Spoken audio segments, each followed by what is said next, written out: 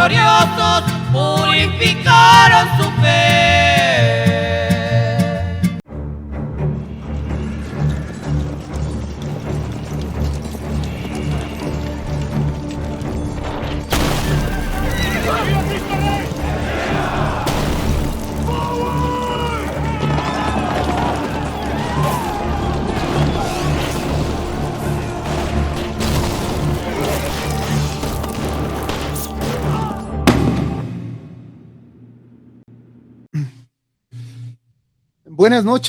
Buenas noches a todos los que se empiezan a conectar, se empiezan a sintonizar. Continuamos con esta serie de episodios en torno a los 100 años de la persecución cristera, de la persecución religiosa, y en estas tertulias continuamos y tenemos el día de hoy pues un invitado muy importante, un invitado que nos va a compartir un análisis de unos documentos sumamente necesarios para poder comprender el por qué los católicos de aquella época, de los inicios del siglo XX, llegaron a tal punto de reclamar al gobierno la situación que se estaba viviendo en México. Y no solamente se quedó con ese reclamo, sino intentaron llegar a la Cámara de Diputados, juntar firmas, hacer algunas acciones, y en el último momento pues tomaron la decisión de levantarse en armas. Para entender la cuestión de la persecución religiosa, es preciso entender todo el contexto que rodeaba, y en ese sentido hay 3 documentos sumamente importantes que el día de hoy vamos a analizar. 3 encíclicas de su Santidad Pío XI que nos van a dar luz, que nos van a dar iluminación, y que en esta ocasión nuestro invitado nos va a hacer el favor de hacer un análisis de cada una de ellas para poder comprender todo el contexto que se vivía antes, durante y posterior a la persecución religiosa. Bienvenido al doctor Bernardo, gracias por estar con nosotros. Buenas noches, César. Buenas noches, Sergio. Es un placer estar con ustedes. Igualmente. Buenas noches. Arrancamos de lleno con este análisis. Hoy nos metemos en una intersección fascinante entre la historia global, la teología y sí, un conflicto armado bastante complejo. Vamos a desmenuzar cómo es que una encíclica papal promulgada allá en 1925, bajo un clima de absoluta urgencia y necesidad global, terminó entrelazándose con una crisis sumamente sangrienta en México. Resulta verdaderamente asombroso descubrir cómo las ideas de un documento teológico resonaron con una fuerza brutal en un campo de batalla al otro lado del mundo. Y de ahí surge una pregunta clave, casi como un misterio histórico. ¿Cómo es que unos debates ideológicos que sucedían en Roma sobre el papel de la religión en la vida pública terminaron siendo el motor de un levantamiento armado? Bueno, para entender de dónde viene la guerra cristera y por qué el Vaticano sentía tanta preocupación por México, necesitamos hacer un pequeño viaje en el tiempo y observar el panorama mundial de esa época. Para desenredar todo este tema, vamos a seguir esta ruta. Veremos el mundo tras la guerra, la amenaza del laicismo, el mensaje central de Quas Primas, el caso de México, la rebelión de los cristeros y finalmente el legado histórico. Empecemos con el primer punto de nuestro análisis, el mundo tras la guerra. Para que se den una idea de lo rápido que pasó todo esto, fíjense en esta secuencia de eventos. Entre 1914 y 1918, la Primera Guerra Mundial literalmente volquea el mundo de cabeza. Casi al mismo tiempo, en 1917, México promulga una nueva constitución con unas restricciones fuertísimas a la Iglesia, lo cual ya encendía las alarmas internacionales. Para cuando Pío XI asume el papado en 1922, el mundo estaba completamente fracturado. Y es justo por esta necesidad urgente de dar respuesta a un mundo en crisis que en 1925 decide publicar la encíclica Quas Primas. Es impresionante ver las consecuencias directas de la guerra. Imperios centenarios, enormes, colapsaron de la noche a la mañana, dejando un vacío de poder gigantesco y una crisis de identidad tremenda. ¿Y qué pasa cuando hay un vacío así? Se llena rapidísimo. Empezaron a surgir ideologías radicales y totalitarias, como el bolchevismo en Rusia o el fascismo en Italia. Pero además de la política, había algo que tenía el Vaticano sumamente preocupado: el crecimiento de un secularismo militante, un orden laico que buscaba activamente empujar a la Iglesia fuera de la vida pública. Lo que nos lleva al segundo punto, la amenaza del laicismo. Ojo aquí, el punto crucial es entender qué significaba exactamente el laicismo en ese contexto histórico. No estamos hablando de una simple separación administrativa de tú allá y yo acá. Era una corriente ideológica militante, muy arraigada en las ideas de la Ilustración, que hacía un esfuerzo activo, casi agresivo, por arrancar la religión de la esfera pública y encerrarla por completo en el ámbito privado del individuo. Si ponemos estas dos visiones frente a frente, bueno, el choque era casi inevitable. Por un lado, la idea del Estado laico establecía que el poder humano y secular era la única y máxima autoridad, punto. Por el otro, el concepto del reinado social de Cristo sostenía que toda autoridad civil, por más poderosa que fuera, debía someterse y respetar una ley moral divina superior. Básicamente, dos visiones del mundo que simplemente no cabían de manera pacífica en la misma habitación política. Pasemos a la tercera sección, el mensaje de Quas Primas. Las palabras de Pío XI capturan perfectamente la urgencia que se vivía. Él escribe que la esperanza de una paz duradera es imposible mientras individuos y estados rechazan el imperio de Cristo. El diagnóstico del Vaticano era muy claro. Frente a los nuevos totalitarismos y la hostilidad abierta hacia la fe, con una preocupación súper específica por lo que ya estaba estallando en México, la paz mundial estaba destinada al fracaso. Para ellos, los males del mundo venían directamente de haber apartado la ley divina de la vida diaria. Y la respuesta del Vaticano no se quedó en un simple papel, no. Fue una estrategia masiva, digamos casi pedagógica. La encíclica reafirmaba la independencia total de la Iglesia y le recordaba a los gobiernos su deber moral. Pero el movimiento más brillante, estratégicamente hablando, fue instituir una fiesta completamente nueva, la festividad de Cristo Rey.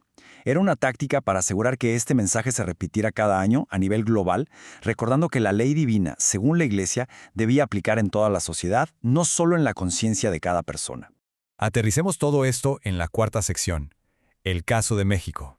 Y todo este conflicto se reduce fundamentalmente a 5 artículos de la Constitución de 1917, el 3, el 5, el 24, el 27 y el 130.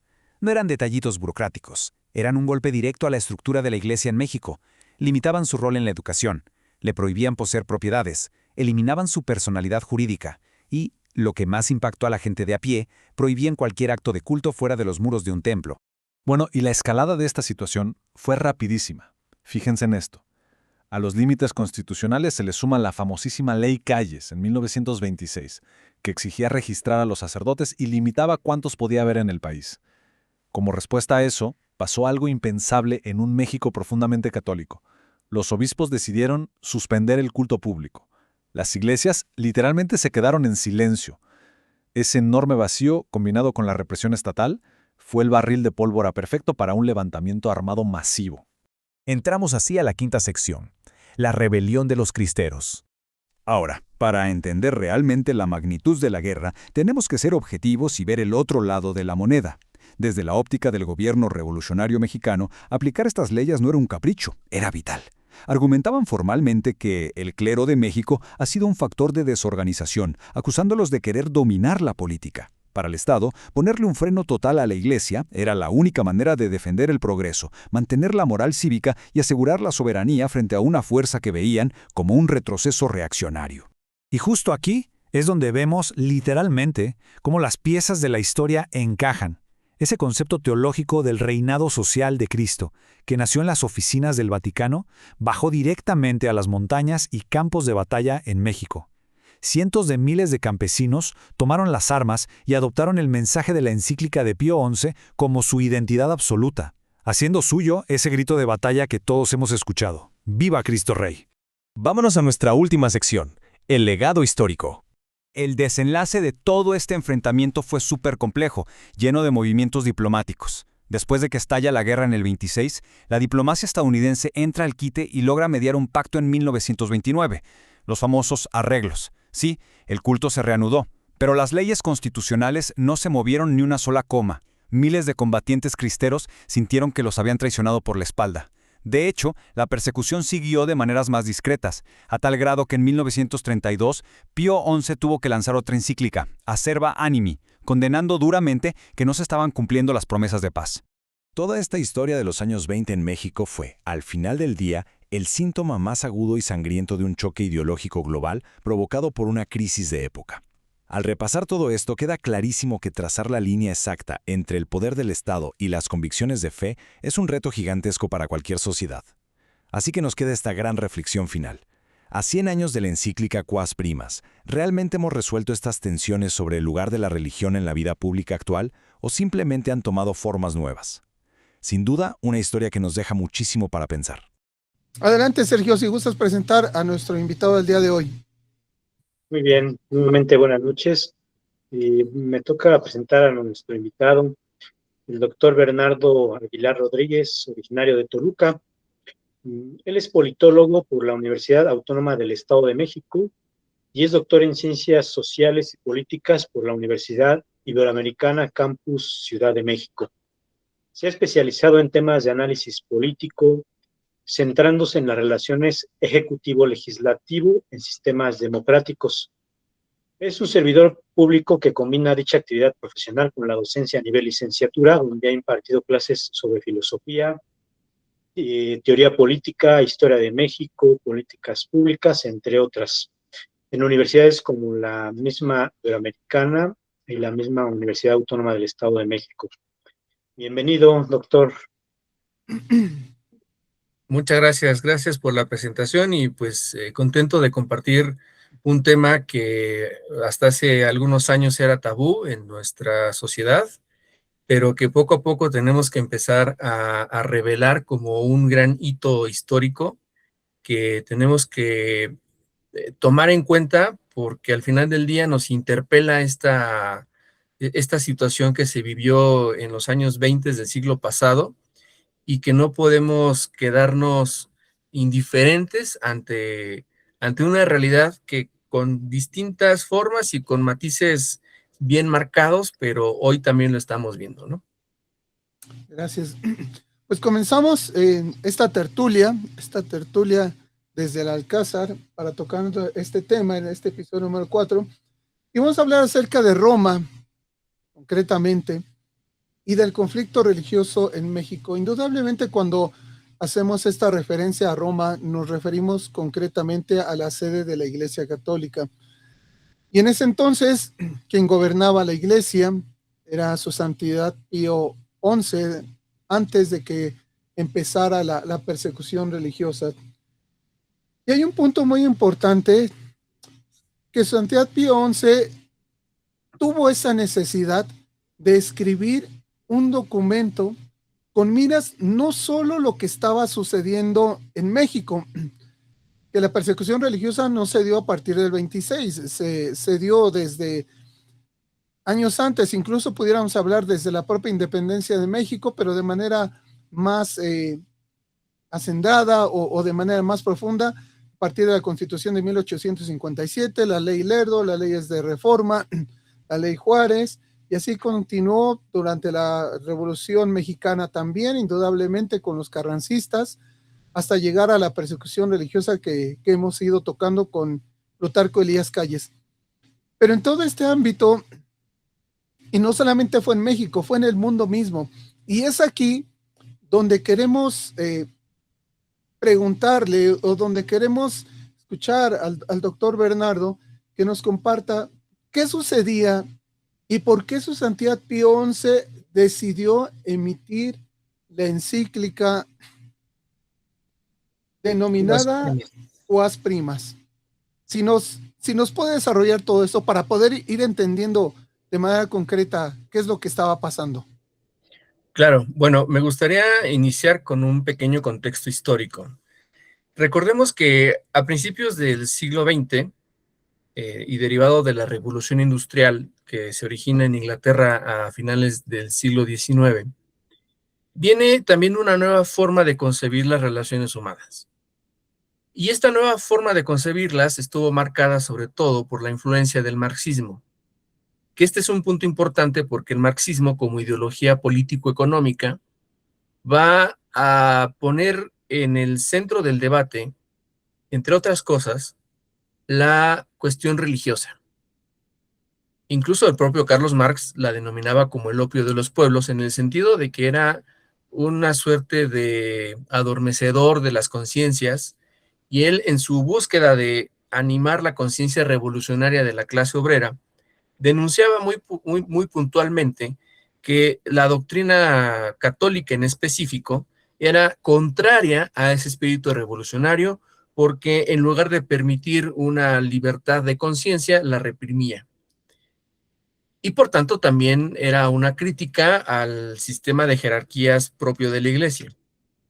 Esto que se empezó a desarrollar en Europa va a tener sus ecos en América y muy particularmente en México. No obstante que en nuestro país, como ya señalaba César, en 1857 se promulga una constitución anticlerical. Esta llamada constitución más liberal que tuvimos en el siglo XIX en México, que estuvo marcada sobre todo por la ley Juárez, la ley Lerdo y la ley Iglesias, que suponían la implementación de lo que ellos denominaron la división entre la Iglesia y el Estado. En otras palabras, era quitarle a la Iglesia la posibilidad de incidir en el ambiente público, en la política. Hasta antes de eso era muy común que sacerdotes, que obispos tuvieran una actividad política pues muy notoria, ¿no? Incluso sabemos de obispos que llegaron a ser virreyes como don Juan de Palafox y Mendoza, por poner un ejemplo. Pero al final, después de la promulgación de la Constitución del 57, resulta que los liberales jacobinos que se instalan en el poder empiezan a implementar una serie de cambios institucionales que derivaron, por ejemplo, en el registro civil, en clara oposición al registro eclesiástico de los nacimientos por vía de las fe de bautismos. También le quitaron a la Iglesia la posibilidad de tener propiedades con la famosa enajenación de los bienes, que no solamente afectó, y hay que decirlo, no solamente afectó el patrimonio eclesiástico, sino también a varias corporaciones de indígenas que dependían de esos sufragios. Pero digamos que en el fondo la lucha era principalmente de corte religioso, ¿no? Va pasando el siglo XIX, aparece esta ideología del marxismo que se concreta en primera instancia en la Revolución Rusa. Ese es un contexto internacional que no tenemos que perder de vista, sobre todo porque ya en esos momentos, tanto la Revolución Rusa como la Revolución Mexicana tienen vasos comunicantes. De entrada, la lucha por, digamos, quitar a las cabezas de los regímenes autoritarios que en ese momento imperaban, en el caso de Rusia, de los zares, y en el caso de México, pues de la dictadura de Porfirio Díaz. Bajo estas circunstancias coyunturales, la Constitución que surge en nuestro país en 1917, en realidad es como una extracción de los principios más radicales de la Constitución de 57, pero ahora se le va a revestir de una cuestión que ellos denominaron derechos sociales. Esos derechos sociales iban sobre todo a perpetuar la rectoría del Estado en temas como la educación, la religión y el trabajo, que hoy son los, digamos, los artículos pilares o los artículos fundamentales de nuestra Constitución, el tercero, el 24 y el 123. De tal suerte entonces que la Revolución del 17, que ya traía antecedentes de la Constitución del 57 y que ahora se adereza con la ideología marxista dominante del momento, pues da como resultado un sistema político totalmente anticlerical. O sea, se reconoce a la Iglesia como un ente político, pero un ente político al que hay que controlar, al que hay que incluso hasta someter. Las discusiones de los constituyentes del 17, cuando abordaron, por ejemplo, la elaboración del artículo 24, iban desde lo más radical como prohibir tácitamente los cultos públicos hasta medidas administrativas como el censar a los sacerdotes, el de alguna manera ponderar de acuerdo a la perspectiva gubernamental en dónde sí y en dónde no debería de haber presencia de sacerdotes, de religiosos, de religiosas, en fin, ¿no? Incluso se proponía una nueva división territorial de las diócesis. Pero bueno, al final el artículo 24 queda pues más o menos no tan radical. Sin embargo, es uno de los artículos que después Plutarco Elias Calles va a reformar y va a perjudicar directamente la institucionalidad de la Iglesia. En este contexto internacional, hablamos de la Revolución Rusa, de la Revolución Mexicana y de otros tantos movimientos que surgen no por casualidad en los primeros 20 años del siglo pasado. El Papa Pío XI escribe, como bien lo señala César, la encíclica Quas Primas. Es una encíclica de corte doctrinal que publica el 11 de diciembre de 1925 y que instituye la fiesta de Cristo Rey. Esto es importante porque es el dato que después retomarán los cristeros, que incluso hay que, como dato, ¿no? Los cristeros no se autodenominaron cristeros, sino que fueron los propios, la propia soldadesca del ejército mexicano el que les denominaba así, pues por el grito que lanzaban antes de morir, ¿no? Pero precisamente la publicación de Quas Primas obedece a una necesidad del Papa de frenar o de intentar frenar y denunciar el avance del laicismo y de los nacionalismos extremos que empezaban a surgir en Europa y en América Latina y que tenían, entre otras metas, el relegar la fe al ámbito privado y excluir a la Iglesia de la vida pública, ¿no? Entonces, fíjense qué interesante, porque Quas Primas, además de ser un documento que entroniza a Cristo como Rey del universo, denuncia que hay un movimiento que altera precisamente el orden natural de las cosas, que es el llamado laicismo. Ahora, para quienes pudieran estar un poco ajenos a este término, el laicismo no es sino una corriente de pensamiento que pugna porque los estados no tengan una confesión religiosa, sino que en una aparente democratización de la libertad de conciencia, pues permitan y abran a cualquier denominación su participación en la vida social. Hasta ahí pareciera ser algo, pues, sano. Sin embargo, la ideología de fondo es la ideología marxista que busca erradicar cualquier influencia de la cuestión religiosa, específicamente la cristiana, de los asuntos públicos.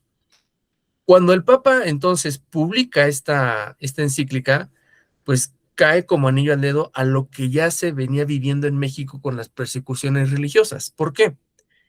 Porque a partir de 1917, con los gobiernos revolucionarios de Carranza, muy poco menos el de Huerta, pero Carranza, Obregón y Calles, empieza una serie de acosos y una serie de agresiones, no solamente a la jerarquía eclesiástica mexicana, sino también a los laicos. Y estas persecuciones empezaron con una forma muy, vamos a decir, muy velada de aplicación irrestricta de la ley, ¿no? La Constitución te decía que no podías ejercer el culto público a menos que tuvieras un permiso. O sea, de peregrinaciones, sí, solo sí, hay permiso de la autoridad política. Misas al aire o misas multitudinarias, ni pensarlo. Es decir, lo que para nosotros hoy es tan ordinario, en aquellas épocas empezaba incluso a ser motivo de encarcelamiento.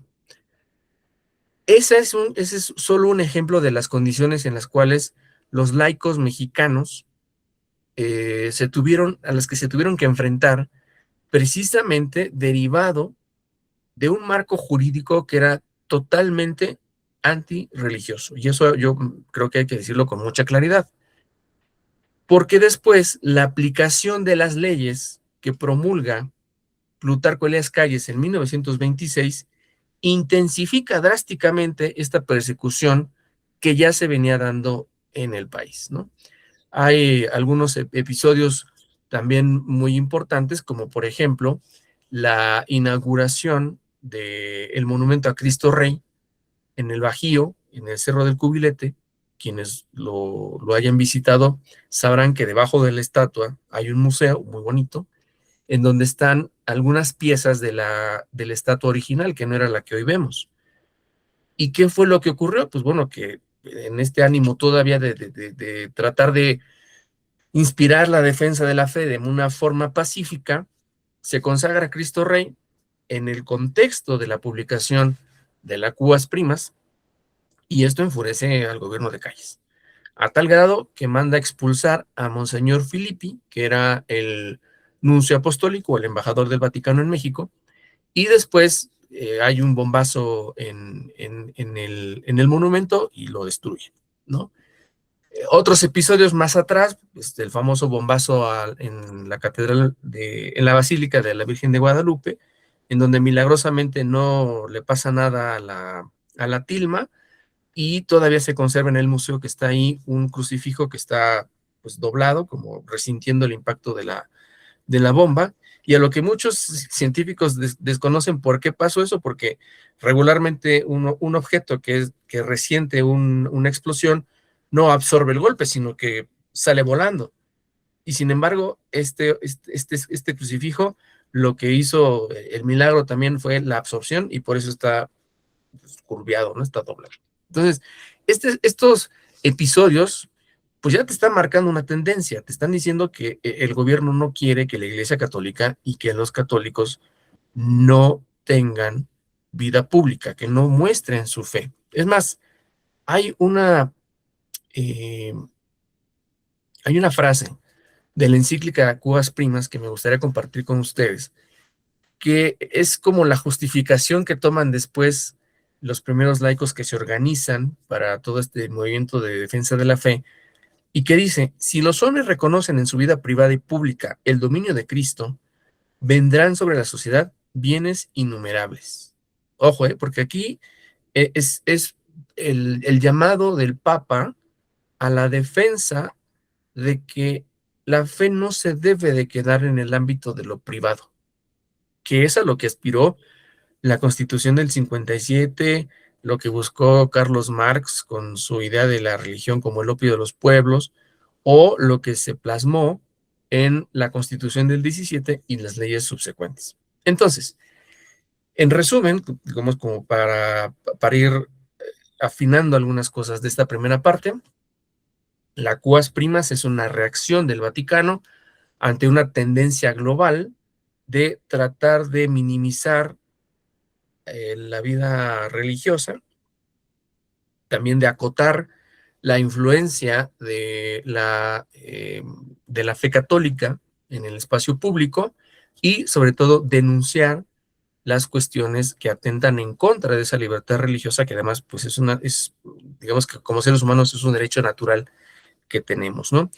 Y bueno, ese es básicamente el contexto en el que se publica la Cúas Primas, y que obviamente enfurece al gobierno de Calles, y es lo que hace que sea más radical, con medidas mucho más restrictivas, como por ejemplo la prohibición de usar hábitos religiosos en público. Hoy también es muy poco frecuente ver a los sacerdotes que lleven su sotana en la calle, ¿no? Como era muy común antes. Hoy ya no lo vemos. No quiero decir que sea todavía la implementación de la ley Calles, pero pues viene ese antecedente de allá.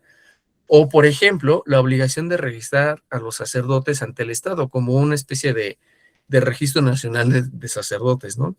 El cierre de conventos y de escuelas religiosas, claro, porque antes la Iglesia daba ese servicio que el Estado no podía sostener. Y además eran escuelas muy influyentes en términos de pensamiento, en términos de desarrollo científico, en fin, ¿no? Bueno, y además todo esto viene desde el virreinato, no es que se hubieran creado a partir de 1900. Todas esas universidades y colegios inspirados por jesuitas, por franciscanos, por dominicos, por agustinos, entre otros, que sobreviven al virreinato, sobreviven al proceso de independencia, empiezan a resentir una crisis muy importante ya para 1926, porque las empiezan a cerrar, y los espacios que antes eran destinados al culto pasan a ser museos, pasan a ser oficinas, o simplemente quedan en el abandono. Otras cosas que también provocó la implementación de la ley Calles fue la expulsión de sacerdotes extranjeros del país. Como muchas órdenes religiosas pues provenían de España principalmente o de Italia, era muy normal que hubiera gente de esas órdenes pues trabajando aquí en territorio mexicano. Y el gobierno dijo, no más, los expulsamos, y eso obviamente redujo drásticamente la cobertura que tenían los servicios, no solamente educativos, porque hay que también comentar que la iglesia contaba con hospitales, contaba con orfanatos, contaba con dispensarios médicos, en fin, era toda una estructura que iba más allá de solamente los templos. De tal suerte que al momento de realizar esta expulsión, Calles deja en abandono a miles de mexicanos que dependían de la asistencia de la iglesia. Pero eso no le importó porque al final, pues Calles pertenecía a la masonería, y esto nos abre también un poco el horizonte porque los masones, digamos, más radicales se han declarado totalmente anticatólicos, ¿no? Entonces, esa parte también es un ingrediente adicional que explica por qué esta virulenta reacción del gobierno ante la publicación de Cubas Primas, y es algo que tampoco se dice. Desafortunadamente en los cursos de historia, y lo digo con mucha pena porque yo también he sido profesor universitario, pero no se toca este tema con profundidad porque es algo que causa un poco de ámpula y mejor hablar con cuidado, no vaya a ser que te estén escuchando por ahí. Entonces, creo que eso tendría que empezar a cambiar, y celebro que existan estos espacios de expresión, pero al final pues hay que entenderlo en su complejidad. No solamente es la publicación de una ley o la publicación de una encíclica, sino todo lo que hay detrás y este contexto internacional que cimentó las bases de lo que después será la Guerra Cristera, ¿no? Y perdón, compartiendo también aquí agregando un comentario, creo que es importante en ese contexto que tú comentas, doctor, entender que es una tendencia, ¿no? Precisamente como planteas, mundial, que viene de siglos atrás, porque este proceso del laicismo, pues no, como comentas, no es algo de 10 años, 100 años, sino de siglos atrás. Es algo que marca un parteaguas en la forma de concebir al ser humano, incluso una cosmovisión diferente, ¿no? Ya hablabas también sobre el virreinato, que algunos han llamado que el virreinato, en todo lo que es Hispanoamérica, los virreinatos son nuestra Edad Media. Y ahí habría que desmitificar otros de los tantos mitos que se han hecho sobre muchas tantas cosas, como la Edad Media, ¿no? Que es supuestamente una época obscurantista, marcada por falta de ciencia y otras cosas por ahí que han inventado. Pero realmente, si vemos desde otra perspectiva más seria, incluso historiadores pues lo han desmentido, que no fue así, ¿no? Que la Edad Media es una época donde surge para empezar las universidades, y hablando en el ámbito del cristianismo, es una época teocéntrica donde el cristianismo precisamente se dio la cristiandad y se dieron todas estas instituciones, esta forma de organización social, política, económica, que permeó en toda la sociedad y dio frutos, ¿no? Frutos buenos. Y acá nos llega posteriormente por medio de España, pero vamos a tener nuestra Edad Media posterior, que es el virreinato, ¿no? Con todos sus frutos buenos, obviamente también hubo sus bemoles, pero entonces eso nos permite entender que aquí vivíamos todavía una época en el virreinato teocéntrica, ¿no? Y si lo planteamos ya a nivel, digamos, la tendencia que se venía de siglos atrás, en particular del siglo XVI, hay un cambio de paradigma, ¿no? De un teocentrismo pasamos a un antropocentrismo, que va a ser el origen ya después incluso del mismo laicismo, ¿no? Que permite entender por qué se empieza a hacer a un lado a Dios, después a Dios, a Cristo, la Iglesia, y se llega hasta esto, ¿no? Y ahí también podemos entender este papel que tiene la masonería, ¿no? Los papas también la van a condenar por su naturalismo, ¿no? El naturalismo que plantea, ¿no? Que finalmente es esto de una sociedad regida sin Dios. Entonces, al ver todo este panorama, pues uno entiende que efectivamente no es algo nada más local. Lo que es interesante es ver cómo en un país eminentemente católico, en un 90 y casi 99% católico, se da una estructura estatal de gobierno, un estado que contradice esa idiosincrasia y esencia del pueblo mexicano, ¿no? Y dice uno, bueno, hay una tendencia mundial, sí, pero ¿qué hay también que hace que se recrudezca esa lucha antirreligiosa, anticlerical, y en particular, vamos a decirlo claro, contra la Iglesia Católica? Yo añadiría, y qué bueno que tocas el punto de como de los antecedentes más remotos, porque en efecto, lo que nos lleva a nuestros movimientos de independencia, en el caso de América Latina, pues son todos estos cambios que se empiezan a generar a principios del siglo XVIII con las reformas borbónicas y que de manera paralela, ya hacia finales de ese siglo, vendrá la Revolución Francesa, que es otro de los grandes paradigmas y puntos de quiebre en la historia universal, y en donde la confrontación entre el Estado y la Iglesia se vuelve muy manifiesta, ¿no? Digamos que a partir de ese momento, y luego lo que vino con la época del terror de Robespierre y el movimiento cultural del enciclopedismo, surgen muchas ideas jacobinas, liberales, que buscan de todas las formas posibles contener la influencia religiosa y más puntualmente la influencia católica, porque no se meten, por ejemplo, con los luteranos, no se meten con los anglicanos, casualmente solo es con la Iglesia Católica. ¿Y en dónde encuentras un caldo de cultivo idóneo para llevar a la práctica todas esas reglas?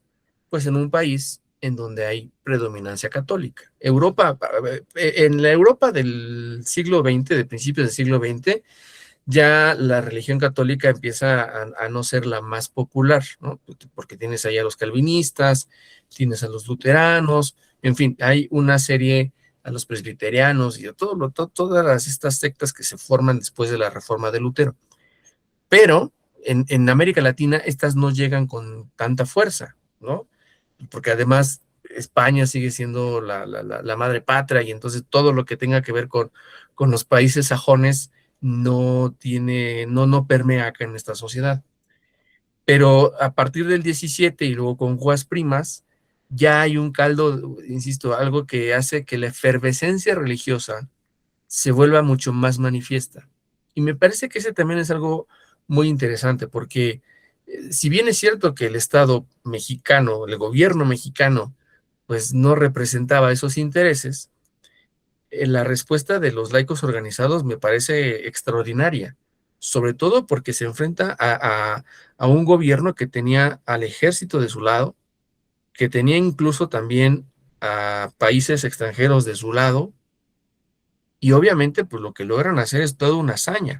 Entonces, sí habría que darle una dimensión que últimamente no le hemos dado a este evento de la Guerra Cristera, y en este año que cumplimos 100 de aquella gesta, pues vale la pena ampliar nuestra panorámica para identificar incluso cuáles son los puntos en común que tenemos hoy en día, ¿no? Si bien no hay una persecución religiosa en donde te cierran los templos, pero sí hay una condena del que piensa diferente, del que piensa católico, del que quiere mencionar a Dios en los espacios públicos. Y esa es una forma de persecución, ¿no? Quizás no tan violenta como esos años, pero sí manifiesta digamos, esta tendencia que no se ha ido de quitar a Dios de las cuestiones públicas, ¿no? Y curioso, perdón, porque precisamente en el inicio de la encíclica, el Papa precisamente comienza de la Quas Prima comentando, ¿no? Retomando la encíclica Ubi Arcano, como diciéndonos el Papa, ya lo habíamos mencionado, ya lo habíamos dicho, ¿no? Que la mayor parte de los males que funden por el mundo es porque se han alejado los hombres de Jesucristo y de su santa ley. Y entonces viene a decirnos, no se ha escuchado eso, está latente. Y si lo planteamos a nuestros tiempos actuales, creo que es igual, no sé, se sigue sin escuchar, ¿no? De ahí que Juan Pablo II, al inicio de su pontificado, dijera, abran las puertas a Cristo, ¿no? Ahorita que escuchaba, dan todo un panorama de antecedentes, un contexto muy íntegro, muy completo acerca de todo lo que estaba sucediendo antes o previo a que se diera la famosa ley Calles, que a fin de cuentas es una modificación del Código Penal, la ley Calles, sobre unas leyes que ya existían y que se fueron puntualizando en la Constitución de 1917. Aquí una pregunta, doctor, en este sentido, ¿qué es lo que habrá querido decir o qué quiso decir en su momento su Santidad Pío XI? Porque estamos hablando que la encíclica sale en noviembre del 2020, de 1926, y aquí la suspensión del culto fue el 31 de julio de 1926. Estamos hablando, más o menos fueron como 5 meses posteriores que sale la encíclica. ¿Qué es lo que le quiso decir o tratar de leer en esas líneas? ¿Qué le quiso decir al pueblo de México, su Santidad Pío XI, con este documento en un primer momento? Y segundo, ¿cómo recibió el pueblo católico, no solamente la parte de la jerarquía, los obispos y los sacerdotes, sino muy en concreto el pueblo católico, los laicos, cómo recibieron este documento de la Iglesia? Bueno, creo que te refieres no a la encíclica Quas Primas, porque esa se publica en diciembre del 25. La que se publica en el 26 es la de Iniquis Afflictisque, en Tienes donde razón. ya, el conflicto empieza, o sea, ya está en marcha el conflicto, ¿no? Ahora, tu pregunta es muy interesante, César, porque plantea por lo menos dos perspectivas de análisis. La primera es cómo ve Roma el conflicto, y la segunda es cómo ven los mexicanos la acción de Roma sobre el conflicto, que son, en mi opinión, como dos lecturas distintas, aunque complementarias. Respecto de lo primero, hay que decir que para Roma, para la Curia Vaticana, el conflicto mexicano es un conflicto que potencialmente se podía haber expandido a otras zonas, sobre todo porque en la región, en la región hispanoamericana, pues la población sigue siendo, en su mayoría católica. Claro, países como Colombia, Venezuela, Brasil, Argentina, Chile, no tenían un régimen tan anticlerical, y ojo con que digo tan, porque va a ser una tendencia en las naciones americanas el tener constituciones que coarten o limiten la influencia religiosa en cada uno de los estados. Sin embargo, en México se cristaliza esta radicalización de los postulados jacobinos que vienen desde, por lo menos, la Revolución Francesa. Entonces, la mirada de Roma sobre el conflicto es una mirada de llamada de atención y de prevención. O sea, queremos contener que lo que está ocurriendo en México no se vaya a propagar a otras partes del continente, porque eso habría sido catastrófico. Pero también, del lado de los laicos mexicanos, la encíclica primero, Quas Primas, les da como el primer impulso para defender la fe. Pero ojo, lo hacen a partir de que se instituye la fiesta de Cristo Rey. Esto es algo fundamental. O sea, no se puede entender por completo el movimiento cristero sin esta explícita declaración del Papa Pío XI acerca de la realeza de Cristo. Y, o sea, agotaríamos más horas de las que estamos pensando para esta charla, hablar del tema teológico y doctrinal de por qué Cristo es Rey. Pero, sin duda alguna, fue uno de los fundamentos morales, doctrinales y teológicos que sirvieron de apoyo para el movimiento. Y por supuesto que un laico que está viendo que su gobierno lo reprime, lo hostiga, lo persigue o lo mata, y que el líder moral de la Iglesia Católica, en este caso el Papa, no solamente redacta una encíclica a todo el mundo diciendo Cristo es Rey, sino que después toma en cuenta el conflicto particularmente religioso en México y condena, porque esa es también la otra parte, condena la persecución religiosa.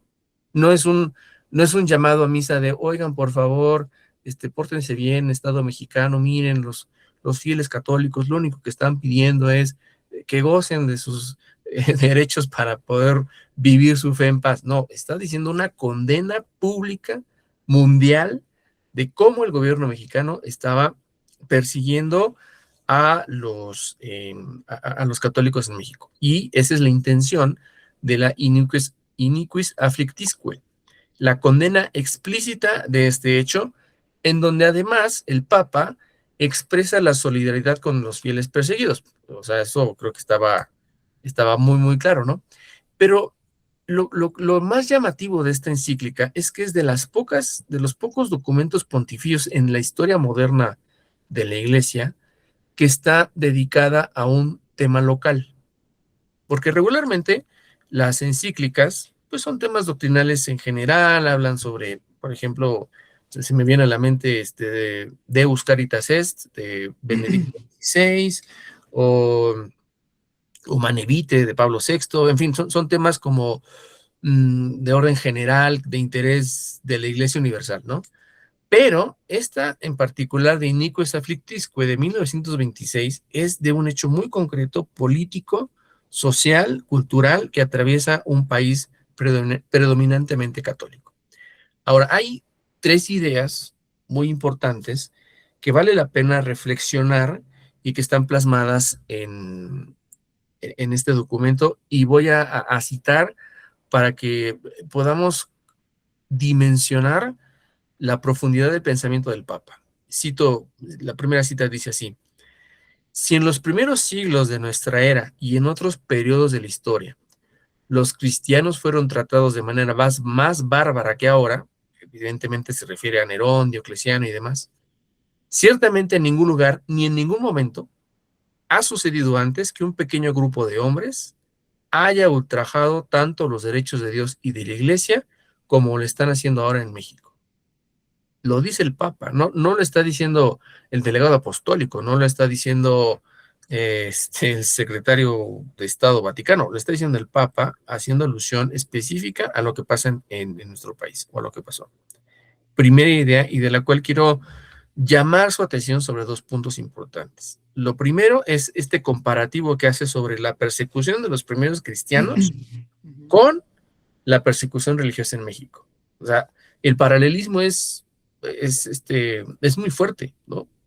Pero además lo que está denunciando es que lo que ocurría allá, o sea, digamos en los primeros siglos del cristianismo, se queda corto con lo que estaba pasando en México. Y vaya que sí, si uno solamente se pone a revisar los libros serios que abordan el tema, no panfletos, serios, documentados, con rigor académico, con rigor científico, Jan Meyer es de cabecera, ¿no? Pero hay otros. Y uno ve las imágenes brutales, ¿no? De cristeros colgados, de cristeros degollados, o bueno, lo que sabemos que le ocurrió a San José Sánchez del Río, que lo desollan, le desollan la planta de los pies y lo hacen caminar, ¿no? Hasta su tumba. O sea, no era una cosa menos, ¿no? Esa es como la primera parte de esta cita. Y la segunda es que dice un pequeño grupo de hombres. O sea, a pesar de que el país es mayoritariamente católico, un puñado es el que está orquestando toda esta persecución, ¿no? Entonces, esta es una denuncia muy, muy grave, muy seria que hace el Papa. La segunda idea que quiero citar es la siguiente, y dice: si al comienzo de la persecución los católicos pudieron defender su religión en la prensa mediante artículos que aclaraban la verdad y refutaban las mentiras y los errores de sus enemigos, ahora ya no se les permite a estos ciudadanos que aman a su patria tanto como los demás alzar la voz en protesta, ¿no? Entonces, aquí esto me sugiere que el Papa tenía información muy vasta acerca de cómo la reacción católica ante las leyes Calles, o la ley Calles, pues había iniciado de manera pacífica y gradualmente se, se extendió hacia la vía armada. Y esto también es algo eh, fundamental, porque se ha dicho falsamente que los cristeros tuvieron la reacción por las armas como primera respuesta, y eso no es verdad. Hay registros, hay testimonios, prensa que afirma y reporta que digamos que los primeros intentos de hacer que el gobierno se retractara de todas estas leyes anticlericales habían sido artículos, como lo señala el Papa, artículos en periódicos, prensa, las firmas que tú bien referiste, César, que se organizaban para presentar ante la Cámara de Diputados, iniciativas de ley, y ya después gradualmente fue el boicot económico, del que también sabemos que se llevó a cabo y en donde se invitaba a las familias católicas a consumir lo menos posible para afectar la economía, y ya después vino la parte de las armas. Es más, el propio Calles, de manera muy burlona, llegó a decir que como el Congreso estaba prácticamente cerrado para ellos, el único camino que les quedaba era tomar las armas. Y pues la amenaza resultó ser cierta, o más bien la burla resultó ser la amenaza al Estado, porque efectivamente los católicos reaccionaron ya en última instancia digamos, en un conflicto armado. Insisto, en última instancia. Vuelvo a la iniques afflictisque. Tercera idea que me gustaría plantear, y cito: nadie puede aventurar una predicción ni prever, ni siquiera imaginado, la hora en que el buen Dios pondrá fin a tales calamidades. Se refiere a todo el contexto de persecución. Sabemos esto: llegará el día en que la Iglesia de México tendrá un respiro de esta verdadera tempestad de odio. Es decir, la denuncia me parece muy clara. No estamos frente a un programa de gobierno que de pronto derivó en algo que no se pensaba, ¿no? O sea, estuvo planeado desde el principio para hacer una persecución. Cuando se publica esta encíclica, pues el enojo de Calles y de su grupo es brutal. Es en ese momento cuando digamos, la guerra cristera ya toma otra dimensión. Podríamos hablar como de dos momentos, ¿no? O yo lo veo así. El momento prebélico con la parte pacifista, y ya el momento de guerra propiamente hablando, ¿no? Que empieza, sí, a partir de 1926, pero también considerando el hecho que después de esta encíclica, Calles se decide a ir al extremo, diríamos que apuesta más a incrementar el conflicto, cerrando templos, y la reacción de la jerarquía es, bueno, para evitar más problemas, y esto también hay que decirlo, la jerarquía en México decide, en una estrategia más de contención, no provocar más la ira de Calles, y entonces suspende el culto público. ¿Por qué? Porque ya se preveía que si seguían habiendo misas, procesiones y demás, el ejército o el gobierno mexicano iba a llegar a masacres. Entonces, en una estrategia pues más pasiva, deciden la suspensión de los cultos.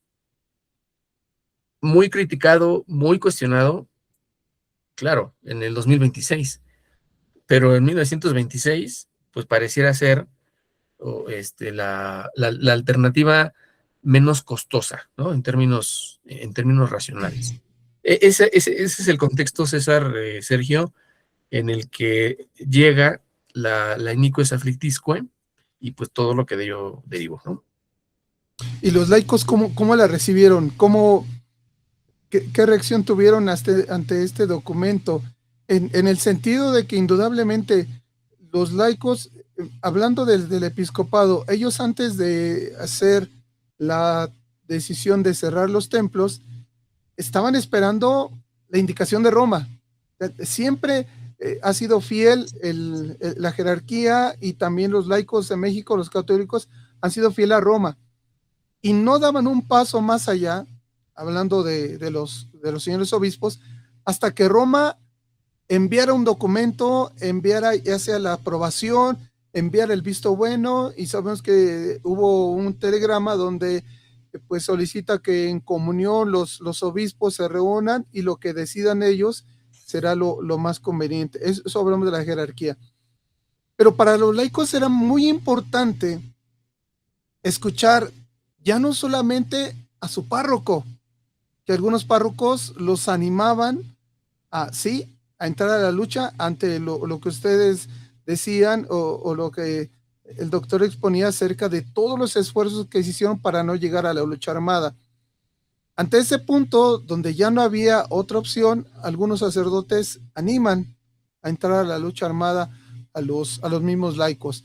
Hay muchos otros que no, que solicitan buscar la paz, como Monseñor Orozco y Jiménez, de modo especial el arzobispo de Guadalajara, y muchos más. Pero sin embargo, el hecho de que su santidad condene la actitud del gobierno actual de Calles, condene la ley Calles, hable en ese sentido, o levante la voz en torno a un Estado que quiere imponer por encima oponerse el Estado encima de la Iglesia para dictaminar cuestiones administrativas de número de sacerdotes, número de celebraciones y demás. Pero no solamente eso, se quiere imponer como el nuevo sistema de pensamiento en México. Y ante ese reclamo que levanta su santidad Pío XI a través de la encíclica Iniquis Afflictisque, ¿cómo es recibido por los laicos? ¿Qué importancia tuvo para los laicos que el mismo Papa levantara la voz por la que ellos mismos le estaban levantando, condenando lo que ellos mismos como laicos buscaban que la Iglesia lo condenara? Y cuando llega ese documento, se da a conocer, ¿qué impacto tuvo con? Bueno, me parece que la respuesta ya va como implícita en la pregunta, porque pues si tú estás esperando de tu máximo líder, de tu jerarca principal, el respaldo de las acciones que tú estás realizando, y lo recibes, pues me parece que la primera reacción es de gratitud, ¿no? O sea, en el sentido de que estás viendo que hay una solidaridad con el movimiento, que además no surge de manera espontánea, va siendo muy orgánico todo, desde cómo se organizan en la CJM, y luego la U, y luego la Liga, y bueno, como toda esta parte que seguramente ya habrán tocado o tocarán en otra tertulia, pero al final del día, pues fue como el reconocimiento implícito de que lo que estaban haciendo iba encaminado a una defensa férrea de la fe. Y aquí valdría la pena abrir un paréntesis muy importante. La Iglesia Católica tiene en su magisterio, y lo ha ido desarrollando a lo largo de los siglos, una doctrina muy poco conocida, que es la doctrina de la guerra justa. Y esto sobre todo deriva de la época de las cruzadas y demás, ¿no? No quiero entrar tan a detalle en eso, pero solo tengamos esa referencia histórica como un antecedente. ¿Por qué? Porque la doctrina de la guerra justa señala que para que un conflicto bélico goce de legitimidad, y ojo, sabemos también que la Iglesia condena el asesinato. Pues hay un mandamiento que dice así: no matarás. Pero hay circunstancias extremas que justifican, sí y solo si se cumplen ciertas condiciones, el levantamiento armado de un grupo de personas, ¿no? ¿Cuáles son esas condiciones? Primero, que haya una causa justa. Y aquí podríamos hablar sobre qué es lo justo y qué no es lo justo, pero en términos éticos, en términos axiológicos, ontológicos, lo justo es aquello que no atenta contra los derechos del hombre o los derechos de Dios, principalmente los segundos.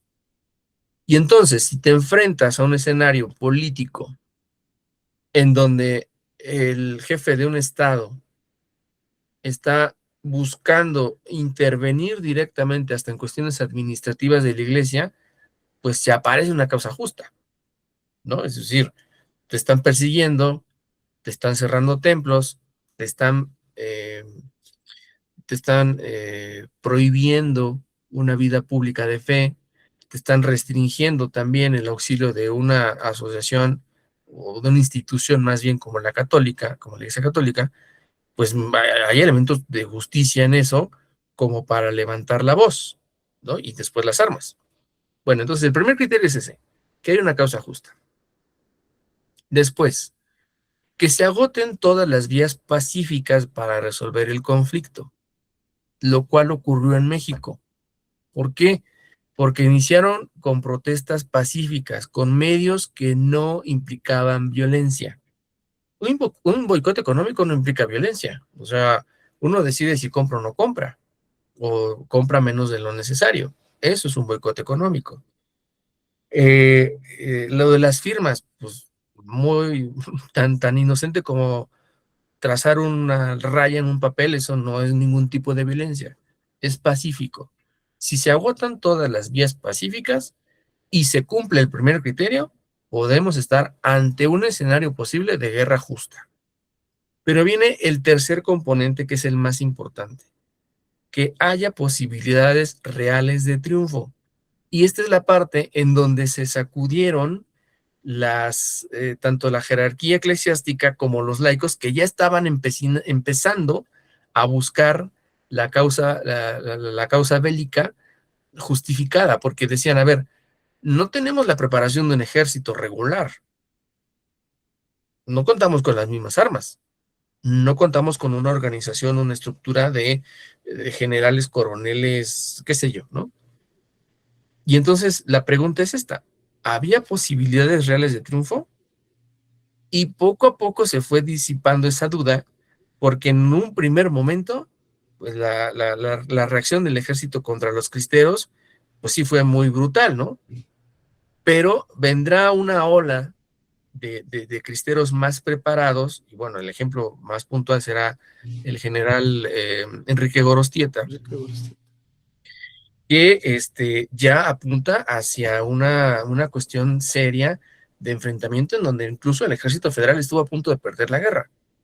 Eso hay que decirlo, hay mapas en libros de Jan Meyer y no recuerdo qué otro autor, pero es muy claro cómo toda la parte del Bajío, desde Aguascalientes, los Altos de Jalisco, Guanajuato, parte de Michoacán, etcétera, esa zona ya era controlada por los cristeros.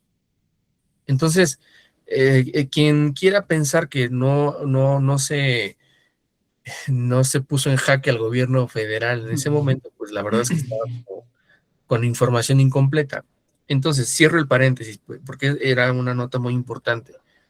Creo que la encíclica cayó en digamos, en tierra fértil para impulsar los ánimos de defensa de la fe y obviamente con el respaldo de la jerarquía, que también, como lo dijiste tú, César, no todos estaban de acuerdo con la vía armada.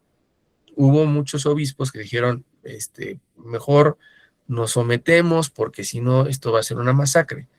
Y bueno, al final del día sí hubo masacre y los obispos que se mantuvieron al margen, pues después no fueron bien vistos por algunos laicos, ¿no? Pero bueno, fueron los menos, también hay que decirlo. Y creo que la respuesta a tu pregunta es, pues cayó bien. O sea, si tú estás viendo el peligro o te sientes amenazado y buscas unas palabras de aliento de tu líder y te las da, pues bienvenidas, ¿no? Claro. Sergio, ibas a comentar algo hace ratito.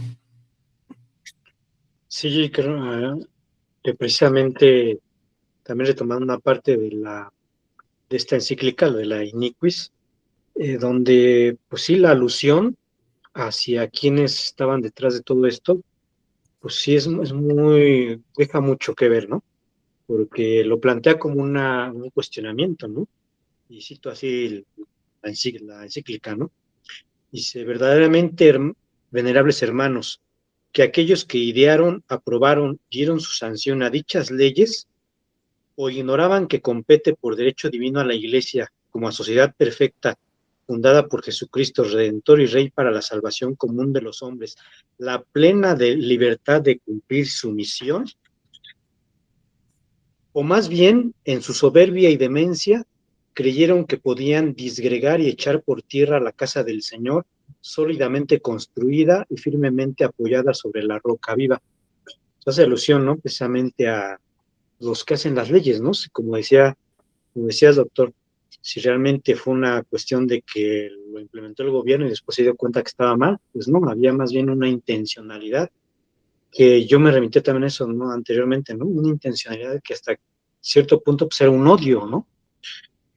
Y luego el Papa más adelante dice, pues, cuán justamente se aplican a los autores de tales enormidades, o sea, de todas estas leyes que se habían cosido, las palabras de nuestro Señor Jesucristo, los príncipes de los judíos. Esta es vuestra hora y el poder de las tinieblas, ¿no? Esa es la realidad que se vivía en aquel entonces en México, ¿no? Un México donde bien sabemos que la masonería había permeado ya hasta el tuétano en la política mexicana y que también de alguna manera vemos como pues, los mismos políticos, los mismos presidentes, Portes Gil, mismo Calles, pues van a referir que esta lucha pues, era una lucha ancestral, ¿no? No era una lucha de hace décadas, ¿no?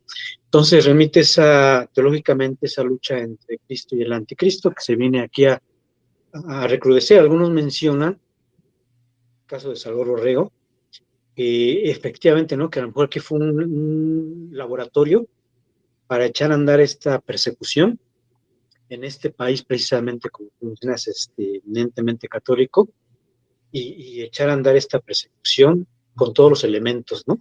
Que precisamente en un inicio parecía que se veía inminente la derrota de los cristeros ante un ejército con tal potencialidad y elementos, pero como bien dices, que la marcha fue cambiando la perspectiva, ¿no? Un cambio de perspectiva que en su momento va a hacer precisamente que surja estos movimientos, la misma guerra cristera, y que al final, pues después, la antesala de los arreglos, pues iba a plantear ahí cuestionamientos muy, muy duros, ¿no? Ante estos arreglos que algunos lo ven como claudicación, ¿no? Como rendición, cuando no se debía haber rendido por las posibilidades del triunfo. Aunque bueno, pues ahí hay varios otros análisis, ¿no? Algunos dicen que pues probablemente sí podía dar México un testimonio y elementos a otros países para continuar esta lucha, pero una por las condiciones que había en el país, por la política, las leyes, el apoyo de Estados Unidos por la vía diplomática y bélica a México, al gobierno de Calles. Entonces plantea que a lo mejor pues, no era posible ese triunfo, ¿no? Ahora sí son temas que están ahí debatiéndose, ¿no? Aún hoy en nuestros días. Pero yo creo que esta encíclica, pues como dices, es muy clara en esa denuncia que hace el Papa, en esa afirmación y ese ánimo que reconoce en los obispos, en los seglares de fe, ¿no? Y lo pone, ¿no? Hay unas palabras muy bellas donde lo pone como un ejemplo de testimonio ante el mundo entero. Es lo que quería ahí complementar. Gracias, Sergio. Después de 3 años de guerra, como decía el doctor, que estuvo a punto había una opción de que se ganara la guerra. De hecho, pues ese fue el reclamo fuerte de los laicos de la Guardia Nacional, de la Liga Nacional Defensora de la Libertad Religiosa y del Ejército Libertador, encabezado por ya después de la muerte del general Enrique Gorostieta Velarde, pero esa posibilidad de que aún todavía no había un panorama claro de quién podía ganar la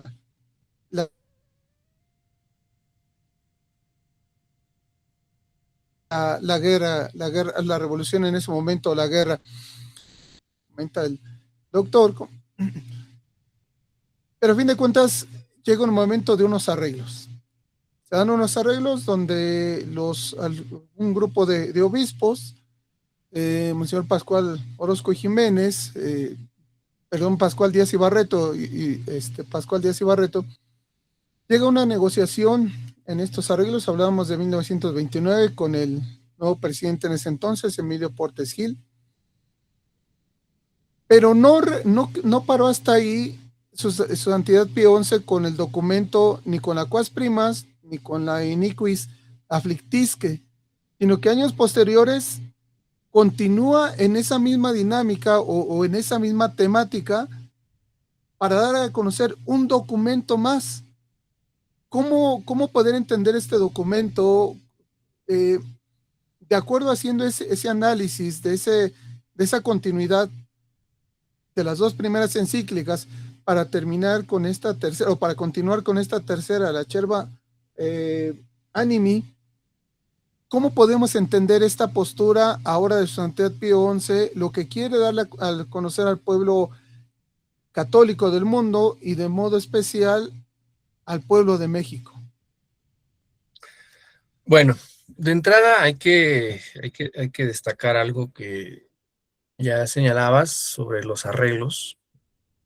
Y coincido con Sergio, o sea, es un tema todavía muy a debate porque, pues, para algunos significa una rendición inesperada, dadas las condiciones en las que ya se estaba desarrollando la guerra, en donde, pues, básicamente el ejército federal se estaba quedando corto en cuanto a las expectativas de controlar al movimiento cristero. Pero también hay quien dice que, bueno, o sea, imaginemos que los cristeros hubieran ganado la guerra, ¿y luego qué? O sea, su objetivo no era tomar el poder, o sea, no estamos hablando de una guerra convencional, ese es otro tema. No es una guerra de facciones políticas, en donde un grupo de derecha pelea contra uno de izquierda y asume el poder, o en donde una facción de una parte del ejército genera un golpe de estado y entonces ahora son ellos los que están al mando del país. Esta es una guerra particular en donde lo único que se peleaba era la libertad religiosa. Y esto ya te da una perspectiva diferente, porque guerras convencionales como, no sé, la guerra de reforma o la guerra de independencia, o etcétera, pues tienen como resultado natural que el grupo vencedor asume el poder político del Estado, ¿no? Pero aquí no era la pretensión de los cristeros llegar a la presidencia de la República o cambiar a todo el Congreso para tener nuevos diputados. Y esa es la razón por la cual a mí me parece que los acuerdos llegan como para delimitar los alcances de la guerra. Y es más, el gran arreglo al que llegan es: vamos a dejar en letra muerta la ley. O sea, en un primer momento, el primer gran acuerdo negociado fue ese. A ver, tu jerarquía manda a decir a tus seguidores, pues, que ya depongan las armas. A cambio, vamos a ser menos estrictos con la aplicación de la ley o la dejamos en letra muerta, ¿no? Ahí interviene claramente Estados Unidos, porque además el conflicto ya le estaba afectando económicamente. Y esta es otra dimensión. O sea, por eso estos temas son muy complejos. No es únicamente ver lo que dice la ley y cómo reacciona una persona, sino lo que hay detrás de todo el conflicto. ¿Y por qué se estaba afectando a Estados Unidos? Por el tema comercial. La guerra destruyó, o sea, si de por sí la Revolución Mexicana, desde 1910 hasta 1920, aprox, significó la destrucción de vías férreas, de carreteras, de puertos, de industria. Bueno, todo lo que se construyó durante el Porfiriato, en pocos años, se vino abajo. Primer punto. Segundo punto, tu relación comercial con Estados Unidos pende de un hilo. Y para bien o para mal, es tu vecino. Y entonces le afecta lo que te ocurre a ti. Y eso es algo que mucha gente no comprende y entonces se arropan en el velo de la soberanía nacional diciendo, ay, es que ¿por qué se meten? Pues se meten porque si tú tienes un vecino que constantemente tiene problemas con su casa, ya le explotó el boiler, digamos, tiene fugas de agua, pues a ti también te va a afectar. Y le dices, oye, vecino, te ayudo a solucionar tu problema de manera solidaria, ¿no? Bueno, eso creo que sería lo normal. Pero entonces, ubiquémonos en 1929, porque además, como tú bien lo señalas, son los 3 años en donde la guerra, la guerra armada, la lucha armada, tiene su mayor auge. Entonces, 1929 se cruza además con la crisis económica en Estados Unidos. Ojo, porque esa es una cuestión externa, pero que va a repercutir directamente en la cuestión mexicana. De tal suerte que a Estados Unidos no le convenía que uno de sus principales socios comerciales tuviera déficit de producción, porque necesitaban recursos. ¿Qué le vendíamos en ese entonces a Estados Unidos? Casi lo de hoy. Alimentos, materias primas. Entonces, si tu vecino al que le compras, porque además la población de Estados Unidos va creciendo a un ritmo más acelerado, necesitas mayores insumos básicos, pues entonces busca la manera de ayudar a que ese conflicto se desactive porque también te está afectando a ti. Y aparte Estados Unidos actúa por intereses, no actúa por amistad. Eso lo tenemos muy claro nosotros, que lo vivimos desde 1821. Entonces, esta parte de los acuerdos se puede ver desde múltiples aristas, pero a mí me parece que la principal es que la posición de la jerarquía fue evitemos más derramamiento de sangre. Si podemos llegar a ese acuerdo, pues bienvenido, porque al final del día significará que la guerra se acabe. Ojo, el hecho de que hayan llegado esos acuerdos en la capital no significó que de manera automática se enteraran en las zonas de guerra. Por eso continuó el conflicto muchos años después, porque con telégrafos, que era el principal medio de comunicación, pero, o sea, la red telegráfica, casi inoperante por la guerra. Ferrocarriles, tampoco, olvídate, ¿no? Muy pocas personas tenían coche y además pues no había carreteras, no había autopistas. La información llegaba muy tarde a las zonas. Entonces, mientras que, por poner un ejemplo, ¿no? En abril de 1929 ya están los arreglos y ya el gobierno federal decretó que no se iba a aplicar la ley Calles. Para noviembre apenas le está llegando a la célula de cristeros que pelean en los Altos de Jalisco. Entonces, esta situación, que pareciera ser trivial, en realidad es lo que hizo que después, todavía, a pesar de los arreglos, hubiera gente que siguiera peleando. Y justo cuando llega a ser anime, perdón, en 1932, porque a pesar de eso, todavía los gobiernos federales, si no me equivoco, era ay, se me fue el nombre, Emilio Portes Gil, y luego Pascual Ortiz Rubio, pues mantuvieron la línea de Plutarco y las calles. ¿Por qué? Porque estamos en la época del maximato. O sea, cambió el presidente, pero no cambió quién manda. ¿Me explico? De tal suerte que Acerba Anime... Algo ¿cómo? parecido a... sí, Como, algo parecido a estos momentos. sí, o sea, cambió el presidente, pero no quién manda. Entonces, Acerba Anime, lo que... El mensaje es diferente, ¿no? De entrada, porque sí sigue denunciando la cuestión religiosa en México y demás, pero el punto central desde mi óptica es que recomienda sobre todo la acción católica. No, o sea, no el movimiento de acción católica, sino la asociación o la organización de los católicos para entrar a temas públicos y defensa de la fe pública. Que después eso lo podemos comparar también con otro documento muy importante como Christi Fidelis Laici de Juan Pablo II, que ya pone pone el dedo sobre la llaga diciendo, tú, laico, también tienes responsabilidad política y tú, laico, tienes, debes de tener participación en lo público. Pero bueno, digamos que hacer Vanimi es como el último esfuerzo del Papa,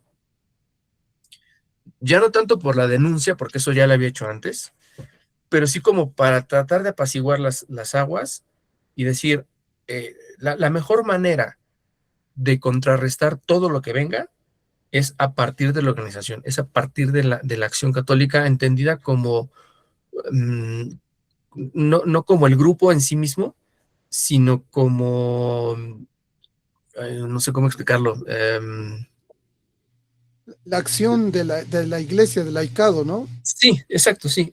Así, sí, está buscando otra forma más elaborada, pero esa creo que va bien, ¿no? O sea, de cómo los laicos nos podemos organizar y cómo los laicos podemos tener vida en la parte pública, ¿no? Eso. Entonces, pues son documentos distintos, con intenciones similares, pero que guardan una lógica interna que las hace únicas, y además por el espacio de tiempo en el que se publican, porque Cuas Primas 1925 y luego Iniquis Afflictisque 1926, Acer Vanimi 1932. Entonces estamos hablando de un periodo de 7 años, que además pues es muy poco en realidad, pero que ya sientan las bases de lo que hoy ya podríamos decir como un movimiento católico más en forma, ¿no? En esta parte, en este sentido, la acción social que los católicos ya venían teniendo a través de la acción católica que había empezado a desarrollar en el caso de México a través de los jesuitas del padre Bernardo Bergoen, y que gracias a este impulso de este grupo de jesuitas, dentro de los cuales estará el padre Mariano Cuevas, historiador también, y que van a dar una estructura interesante a lo que es la acción del laicado en México, y que gracias a eso surgen movimientos como indudablemente la CJM, pero también surgen movimientos como los grupos de obreros católicos, las damas católicas y distintas organizaciones. Los sinarquistas. Los sinarquistas, por ejemplo, también. Todo esto que se desarrolló previo a la guerra cristera, ya era una acción, digamos, ya muy integral del laicado, porque no se queda, no son grupos parroquiales como lo que hoy normalmente vemos, no son grupos parroquiales que están ahí ayudando en la parroquia, en la liturgia, en la parte profética, en la catequesis. No, estamos hablando de grupos que se insertan en la cuestión social del mundo. Al término de la Revolución Cristera, después de los arreglos, viene este documento que viene a asumir, como ahorita lo comentabas, doctor, o lo llega a puntualizar en este documento, la acción social del laico, que ya posteriormente con el Concilio Vaticano II lo retoma, lo establece en la misión de los laicos, y ya después su santidad Juan Pablo II, como comentabas a través de la Christis Fidelis Laici. Pero ahí es donde, en lo particular, a mí me deja, o me deja para el análisis, para el cuestionamiento, porque toda la labor que se había hecho previa al inicio de la guerra cristera, cuando la jerarquía retoma la acción católica, tanto el movimiento como el accionar de los laicos, pareciera ser de que se queda muy limitado de lo que ya se había logrado. Ya no es hacia afuera, sino es un tanto cuanto más hacia adentro, hacia grupos de laicos más controlados por la jerarquía y que yo creo que no responden realmente a lo que fue el documento de Acerba Nimini. Esa es mi percepción, eso es lo que yo alcanzo a ver, ¿no? Y que hasta el día de hoy se pueden ver todavía los estragos, los residuos de los resultados previos a la firma de los arreglos. ¿Cómo lo ves, doctor? A ver, yo pienso que también tiene mucho que ver con cómo después de la guerra cristera y los arreglos y todo lo que estamos platicando, cómo va a haber una suerte de pico y luego de bajada súbita respecto de la participación del laico en la vida pública. Porque después, ya como tú señalas, los grupos que originalmente se organizaron y se integraron con el firme propósito de plantar cara al Estado, ahora se repliegan a la vida parroquial como el refugio que tienen ante los propios arreglos. Fue como un efecto, o sea, como un efecto paradójico, ¿no? Porque los arreglos te permiten ahora sí ya manifestar tu vida pública de fe con ciertas limitantes, pero ya no casi en catacumbas, ¿no? Y ahora que ya tienes eso garantizado, pues mejor te repliegas a las parroquias. Entonces, ¿qué ocurrió ahí? No lo sé con ciencia cierta, pero sí me parece que derivó de un poco el miedo a continuar con una línea de guerra o de enfrentamiento directo que pudo haber terminado en muchísimas más muertes, ¿no? Y también pues considerando los contextos en los que estábamos ya entrando prácticamente hacia 1932, es la antesala de la Segunda Guerra Mundial, también el ajedrez geopolítico internacional se mueve de diferentes formas y las cuestiones religiosas pasan a segundo plano frente a un problema de dimensiones, de dimensiones mundiales como fue la Segunda Guerra Mundial.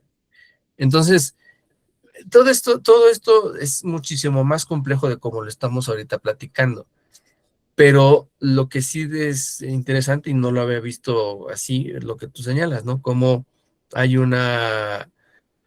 pues una suerte como de búsqueda de seguridad, ¿no? En la vida parroquial, en donde sabes que pues no va a haber tanto problema, en donde puedes llegar a acuerdos más fáciles, ¿sabes? ¿No? Tal vez el problema sea con la catequista, pero pues de ahí no va a pasar. Y hoy yo también pienso que hacen falta ideólogos católicos. O sea, que hacen falta personas que no le tengamos miedo a decir las cosas como son. Chesterton, un católico inglés, converso además, decía, va a llegar un momento en el que tengamos que sacar la espada para decir que el pasto es verde. En clara alusión al hecho de que habrá gente, como hoy vemos, que pretende normalizar cosas que no son. Antinaturales. Sí, no, pongamos no antinaturales, cosas que no son, ¿no? Pero yo no veo algún ideólogo católico que digas, o sea, más allá por ejemplo, de las grandes lumbreras como Benedicto XVI, pero un ideólogo, un laico ideólogo, más bien, habría que precisar. Yo no veo un laico ideólogo católico que hoy por hoy, así como Chesterton y otros, nos digan, a ver, plantemos cara a estos problemas, pero no desde la visión puritana, desde la visión liberal, sino desde la visión cristiana, como las cosas tienen que ser, ¿no? No veo en México otro Anacleto González Flores, por ejemplo. O si ustedes lo saben, pues preséntenoslo para hacerle publicidad. Pero, también nuestra sociedad adolece de eso. y adolece porque ya también está adormecida, está como anestesiada con tantas cosas que hoy vemos y que pues estamos saturados de información, estamos saturados de modas, estamos saturados de ideologías y ese ruido es el que no permite que haya ideólogos que tengan esta lucidez para poder discernir, como dicen, ¿no? Los signos de los tiempos. ¿Qué es lo que tenemos frente a nosotros que nos está alejando cada vez más de lo divino y nos acerca cada vez más a lo mundano? Entonces, creo que también habrá que reflexionar respecto de esto y lo vinculo pues con todos los próceres mexicanos, los beatos y los santos que generó la guerra cristera, porque no le tienen miedo a decirle al gobierno, estás equivocado, o incluso no le tienen miedo a decirle a sus propios vecinos o parientes, es que la cosa no es así. Y hoy cómo nos cuesta defender una postura cristiana en medios no cristianos. Y lo digo porque como profesor en una universidad pública era complicadísimo, o sea, te podía no demandar, pero sí señalar al alumno, porque es que está hablando de la iglesia y está hablando de... Híjole, pues sí, a veces así tiene que ser. Pero bueno, yo creo que dejaré hasta ahí mi reflexión sobre este punto, para, como para dar esta conclusión, ¿no? O sea, nos hacen falta ideólogos católicos, es lo que creo. Ahorita que comentaba eso, y Sergio también lo recordará, el fundador de nuestro movimiento, el señor Paulín Barreto Jiménez, casi al término de las actividades eclesiásticas, de prácticamente los retiros que desarrolla el movimiento, casi siempre terminaba con una frase. Y ahorita yo creo que se pudiera resumir todo esto que ahorita expusiste, doctor, acerca de la actitud del laico, medio adormecido, medio distraído con tantas cosas, en una palabra que él extraía mucho y era la comodidad. Estamos cómodos, puedo ir a misa, nadie me dice nada, puedo escuchar lo que yo desee, puedo ver lo que yo quiera, puedo tomar lo que yo quiera, puedo ir a donde yo quiera. Estoy cómodo. No pasa, no hay algo que esté atentando mi vida o lo más preciado que tengo, porque la religión también ya no, al día de hoy, para la comunidad social o la comunidad del país, de repente ya ha sido desplazada a un segundo término, ya no es algo importante en mi vida, sino es algo que se ha dedicado pues prácticamente a lo privado. Y el señor Paulín decía, retomaba la frase, si mal no recuerdo, de José Vasconcelos, que decía que la comodidad es anhelo de siempre, nunca jamás realizable. En tanto la lucha entre los hombres habrá de continuar, ¿no? Y sí, en resumen, indudablemente lo veo por esa parte. Ideólogos católicos, indudablemente, pues creo que, no sé, quizá ahorita de los que más recuerdo, pero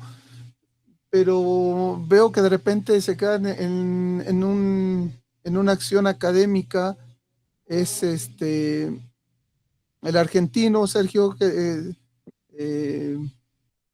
se me va ahorita se me escapa el nombre del filósofo argentino,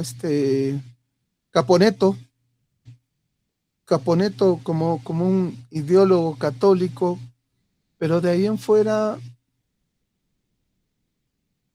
Pues es que no. O sea, para que una persona pueda pensar, necesita silencio o poco ruido. Y hoy nuestro entorno es muy ruidoso y nos distrae constantemente. Hoy el ruido más fuerte es el mundial. Y ojo, no estoy en contra del mundial, o sea, yo hasta veo los partidos. Pero nos distrae también. ¿Cuánta gente sabrá, por ejemplo, que ya hay un nuevo cisma en la iglesia con esto de los obispos de la sociedad de la fraternidad San Pío X? O sea, y eso es de decir, oye, apaga tantito la tele y voltea a ver lo importante, porque está ocurriendo un cisma en la iglesia en el siglo XXI. O sea, pareciera que los cismas ya son tema de Lutero y tema de Calvino, y no, o sea, tenemos ese, que además lo menciona el Papa en estos días, ¿no? Resultaría muy doloroso tener un cisma de una sociedad que igual, con sus asegúnes y con sus bemoles, pero pues que incluso ya hasta había recibido el perdón del Papa Benedicto Benedicto. XVI. Los dijo, voy a ver, como buen padre, ¿no? Los perdono, pero ya corríjanle, y pues siguieron en las mismas y ahora otra vez. Entonces, ese ruido del mundial, de la crisis en tal lado, que no sé qué, te distrae de eso. ¿Y qué va a pasar porque además esa sociedad tiene presencia en muchísimos países? Estamos hablando de gente que a lo mejor va a acercarse a personas que ya no están en comunión con el Papa, y que los sacramentos que les administren, pues no serán válidos, al menos no canónicamente válidos. Y yo voy y me confieso con un sacerdote eh, de esa fraternidad, pero en realidad mi confesión no es válida porque no está en comunión con la iglesia. Es gravísimo. Y nadie habla de eso. Y eso ocurrió hoy, 1 de junio. Pero el ruido hace que te concentres mejor en vamos a ganarle a Inglaterra porque pues va a ser histórico, ¿no? Sí. Y si abonando a esto, yo creo que por eso la iglesia sigue siendo madre y maestra, ¿no? Porque a lo largo de estas 3 encíclicas, pues vemos que ahí está la enseñanza, pero no se ha seguido o se ha omitido. Pues está la proclamación de Jesucristo como Rey del universo y el Rey que debe reinar en la cultura, en la sociedad, en la política, en la familia, y no se está llevando a cabo.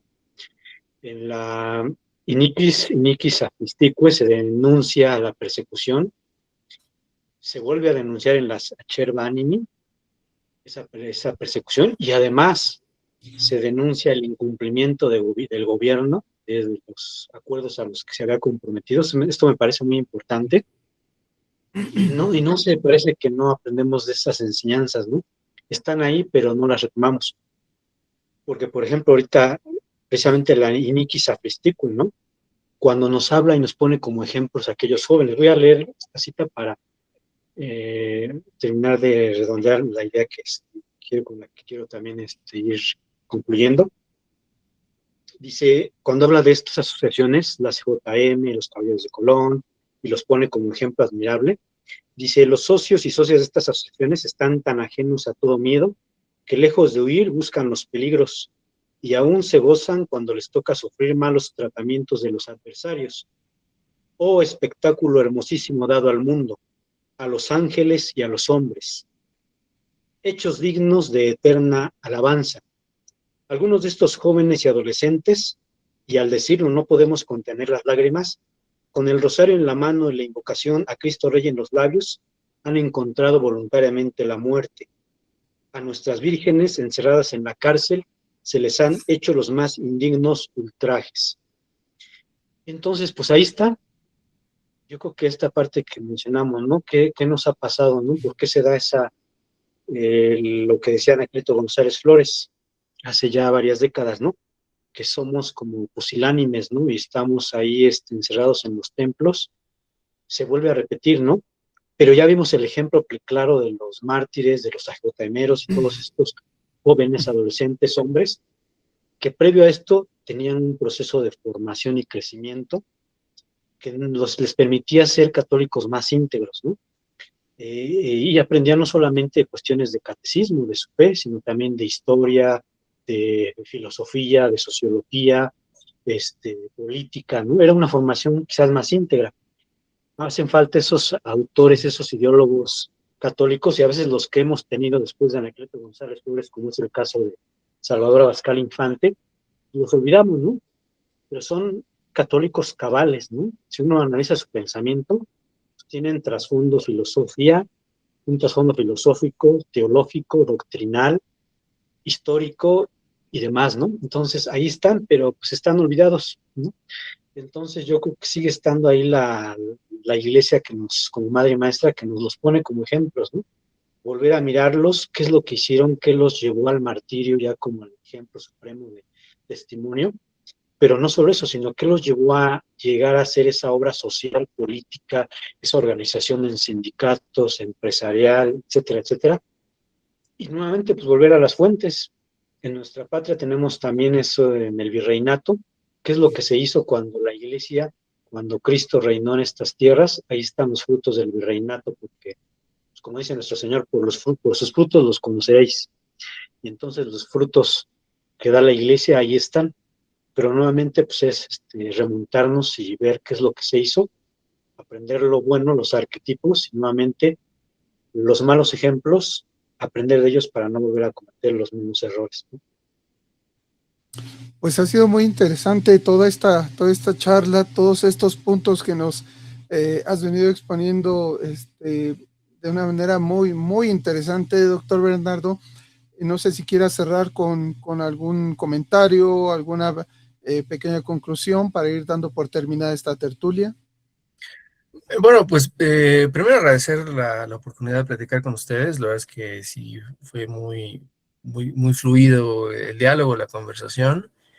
Y segundo, decir que para los mexicanos la guerra cristera no tiene que ser una cuartilla en un libro de historia. Tiene que ser un capítulo de toda una historiografía que nos permite entender no solamente las cuestiones políticas o sociales de un determinado momento, sino el fondo, o sea, la propia cosmovisión del mexicano de sí mismo, como un poco lo que intentó hacer Octavio Paz en su momento con algunas de sus reflexiones, pero sí mirarnos a nosotros en ese espejo de los cristeros y pensar, ¿qué haríamos hoy en el México del siglo XXI si se viviera una persecución como esa? ¿Cuántos de nosotros realmente estaríamos dispuestos a defender la fe hasta el martirio? Porque es muy cómodo denunciarlo desde una red social, denunciarlo desde una charla aquí, denunciarlo en la academia, denunciarlo en un escrito, en un panfleto, en un folleto, pero de ahí a realmente vivirlo en carne propia, pues cuántos estaremos dispuestos a hacerlo. Y hoy la lección de la guerra cristera para mí, que la he estudiado pues de manera directa y casi también indirecta, es que no podemos permanecer indiferentes ante las cuestiones que afectan a la iglesia a nivel universal y a nivel doméstico, porque al final del día, pues esta iglesia militante está llena de pecadores, está llena de arrepentidos, está llena de hasta personas con muy buenas intenciones, pero que al final terminan descarrilando los proyectos.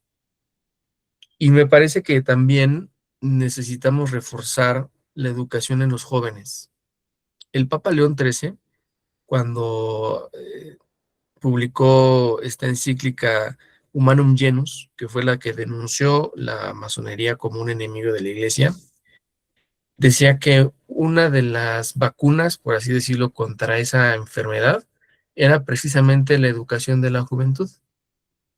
Y desafortunadamente la juventud mexicana está muy perdida, ¿no? Mi generación creo que es de las últimas que tuvo la fortuna, la gracia de tener una formación en valores, ya no digas tú en vida religiosa, por lo menos en valores humanos y valores cívicos. Hoy, pues tú ves a la gente que está escuchando el himno nacional en el partido y no muestra un signo de respeto mínimo. O cuestiones, pues igual, ¿no? De nuestra propia historia, que se desconocen y que por eso se cometen los mismos errores, como señala el famoso axioma, ¿no? El que no conoce su historia, pues está condenado a repetirlo. Y sí, o sea, yo no estoy diciendo que vamos otra vez a la guerra cristiana, pero sí estoy diciendo que si no comprendemos cómo estamos evolucionando o involucionando como sociedad, pues tarde o temprano llegaremos a una circunstancia similar, ¿no? Y lo que nos debe de interpelar a nosotros es esta necesidad de contar con orientadores, insisto, con ideólogos, que de pronto salgan a defender con pluma y espada lo que es la religión, lo que es la verdad, lo que es el bien, lo que es la belleza, que son los valores de Dios, ¿no? ¿Verdad? Bien y belleza. Y hoy nuestra sociedad está tan alejada de eso que quien lo denuncia es considerado como loco. Y creo que también el mundo necesita un poco más de locos, ¿no? Esa sería como mi reflexión final. Muchas gracias, doctor. ¿Te gustas terminar agradeciendo, Sergio? Pues sí, agradeciendo y llevando también tu reflexión yo lo plantearía también a la actualidad, ¿no? ¿De qué manera? Porque yo sí veo la calca, ¿no? Lo que se dio en la cristiada, esa persecución, ese estatismo autoritario, cada vez con mayor poder que se supedita a la iglesia, lo sigo viendo vigente, porque al final pues, tenemos unas leyes que no cambiaron, ¿no? Se han reformado un poco, pero en esencia sigue ahí presente el secularismo, el laicismo, el antropocentrismo. Entonces, y en una nación que pues, tenemos nuestro nacimiento católico, sí nos lleva a cuestionar en la actualidad cómo está avanzando el mal y en la actualidad cómo se debe plantear una nueva cristiada, ¿no? Es decir, la nueva cristiada como un combate, no necesariamente desde las armas, pero sí como bien dices, intelectual, de acción política, de acción social, pero todo bajo la égida y la inspiración de nuestra fe, ¿no? Entonces, pues agradeciendo, doctor, tu participación, tú nos compartes estas reflexiones, pues no queda más que nuevamente agradecer y esperemos que nuevamente podamos tener otro conversatorio. Claro que sí, con mucho gusto. Y gracias por la invitación. Pues agradecemos a todos los que están presentes y están viendo esta tertulia y continuaremos con estos temas, enriqueciendo, invitando, también teniendo algunos otros tertulianos, contertulios que puedan aportar y para poder entender lo que fue la guerra cristera, así como el día de hoy el doctor Bernardo Aguilar, a quien agradecemos. Nos despedimos de todos ustedes y retomando aquellas palabras de cada uno de aquellos hombres que murieron ofrendando su vida por Dios y por la patria. ¡Viva Cristo Rey! ¡Viva! Hasta luego. Viva Cristo Rey.